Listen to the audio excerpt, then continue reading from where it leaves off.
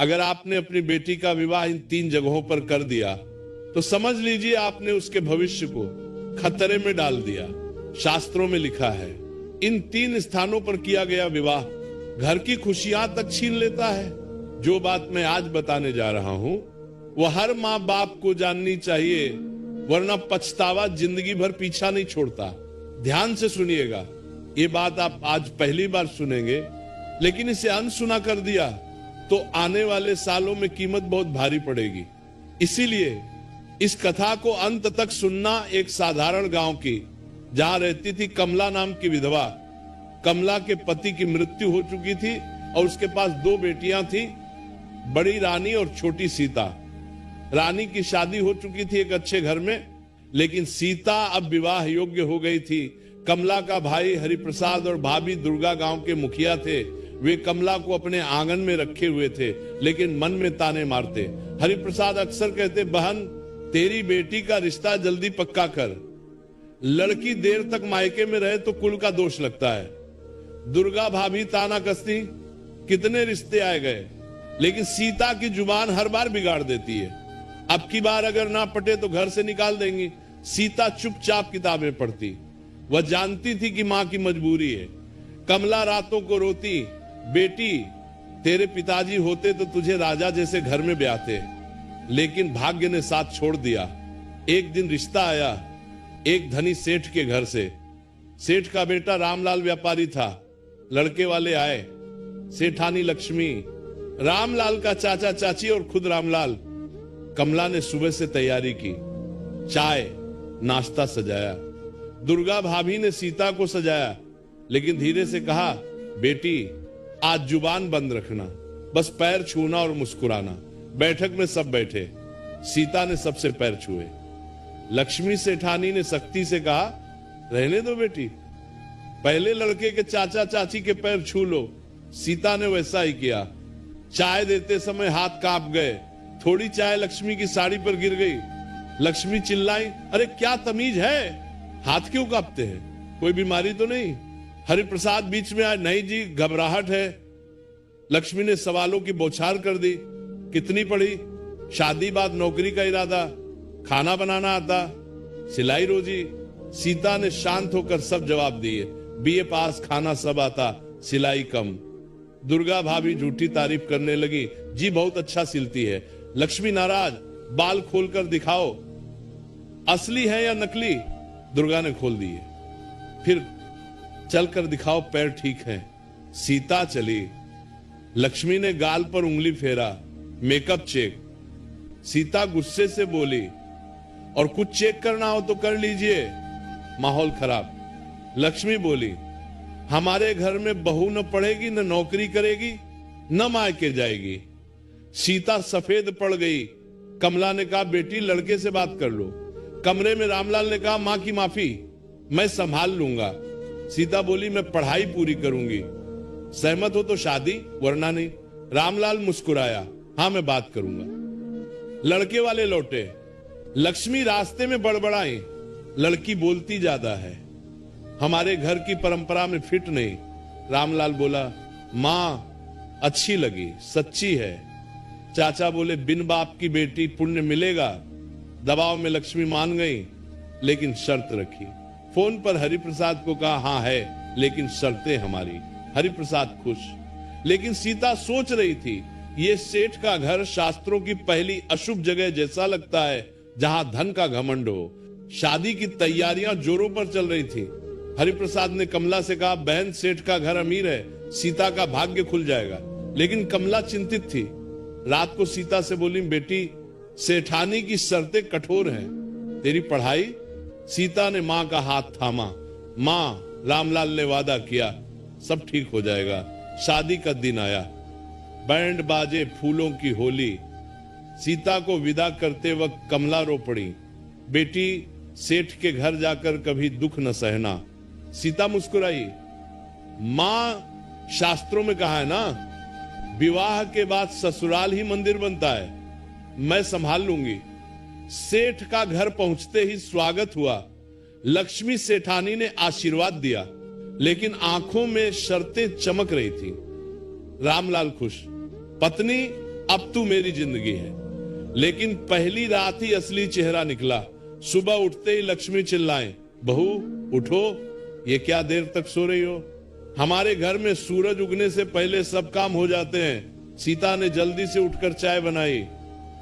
लक्ष्मी ने चखा और थूक दिया, अरे नमक ज्यादा, क्या मायके में कुछ सिखाया ही नहीं? रामलाल बीच में आए, मां पहली बार है ना? लक्ष्मी बिदकी, तेरी मां ने तुझे बिगाड़ दिया, यहां बहू राज नहीं करती। दिन बीतते गए। सीता सुबह 4 बजे उठती, घर साफ करती, खाना बनाती, बर्तन धोती। सेठानी के दोनों देवरों की बीवियां भी थी, छोटी भाभी कमला और बड़ी भाभी सरला। वे ताने मारती, नई बहू धन के घर में आई हो तो धन की सेवा करो, पढ़ाई का भूत निकाल दो। लक्ष्मी ने किताबें छुपा दी। सीता के बीए के एग्जाम आने वाले थे, रात को छुप छुप कर पढ़ती। एक दिन लक्ष्मी ने पकड़ लिया, अरे रात को जाग रही, शादी हो गई, अब ये सब भूल जा। हमारे कुल में बहुएं घर संभालती हैं, किताबें नहीं। सीता बोली, मां जी बस एग्जाम दे लूं। रामलाल ने कहा था, लक्ष्मी चिल्लाई, रामलाल वो तो बच्चा है, यहां मेरा राज चलेगा। रामलाल दुकान पर व्यस्त रहता, घर लौटता तो थक जाता। सीता से कहता, प्यारी मां को मनाओ। लेकिन धीरे धीरे रामलाल भी बदलने लगा। लक्ष्मी ने उसके कान भरे, देख तेरी बीवी कितनी सुस्त है, खाना ठीक नहीं बनाती, मायके की आदतें लाई हैं। एक दिन दुकान पर झगड़ा हुआ, ग्राहक ने रामलाल को धोखेबाज कहा। रामलाल घर आया गुस्से में। सीता ने चाय दी, लेकिन लक्ष्मी ने उकसाया, देख तेरी बीवी की वजह से तेरी किस्मत खराब हो रही।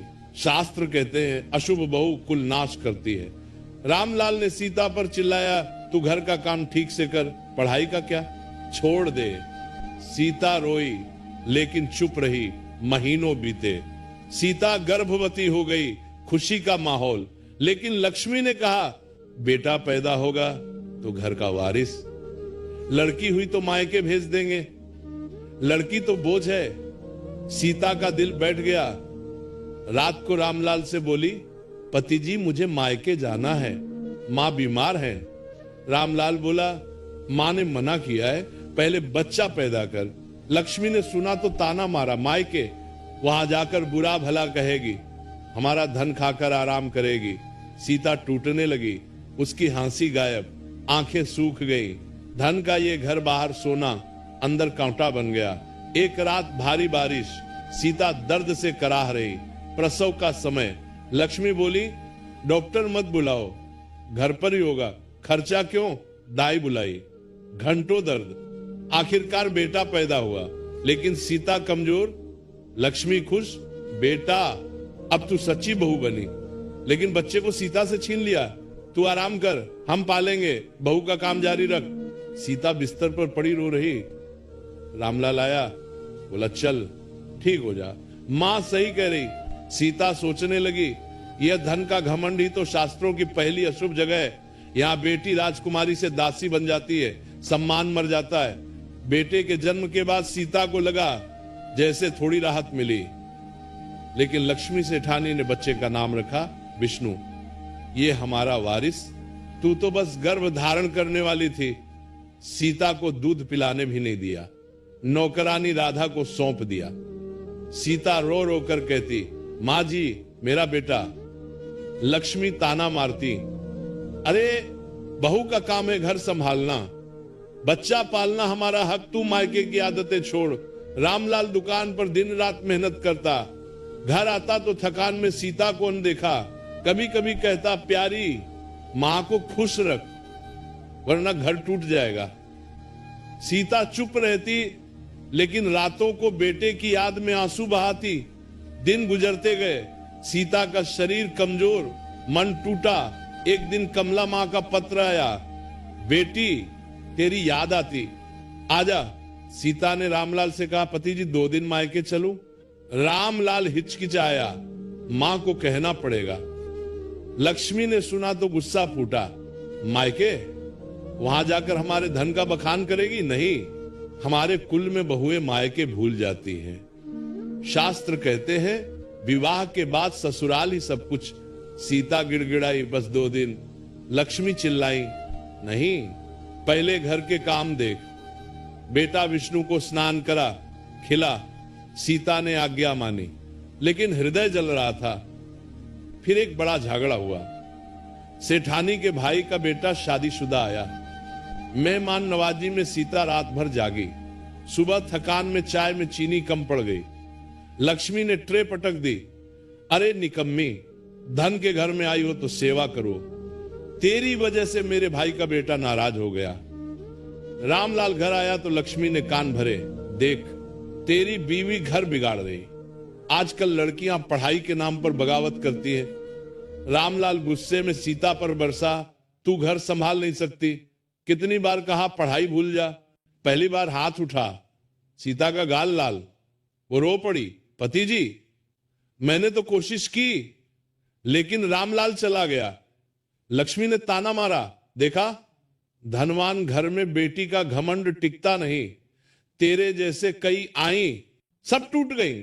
शास्त्र सही कहते हैं, धन के घर में कन्या का विवाह विनाश लाता है। वहां बेटी को धूल चटाई जाती, सम्मान कुचला जाता। बाहर सोने की थाली, अंदर जहर।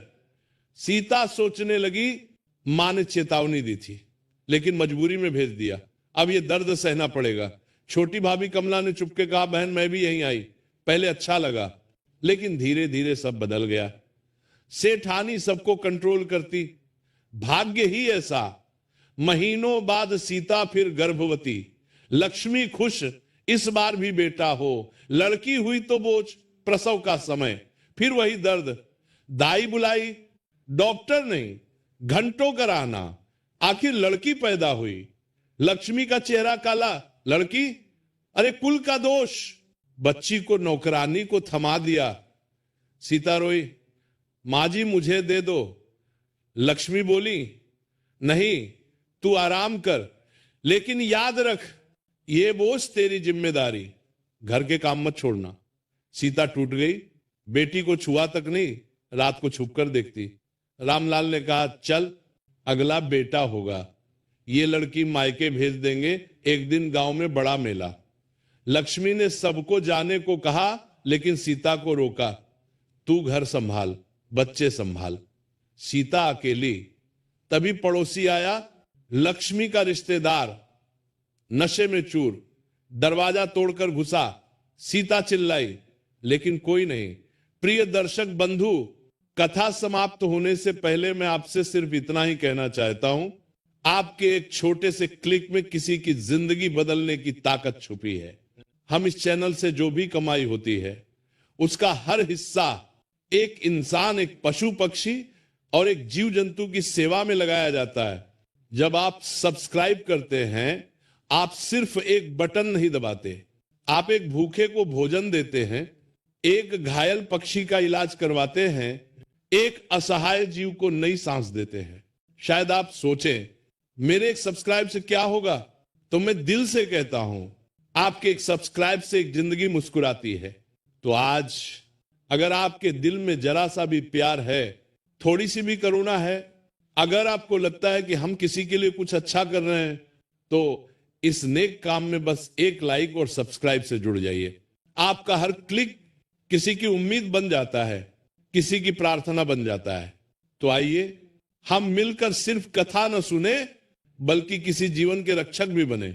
अभी सब्सक्राइब करिए और प्रेम का यह संदेश आगे बढ़ाइए। जय राधे राधे।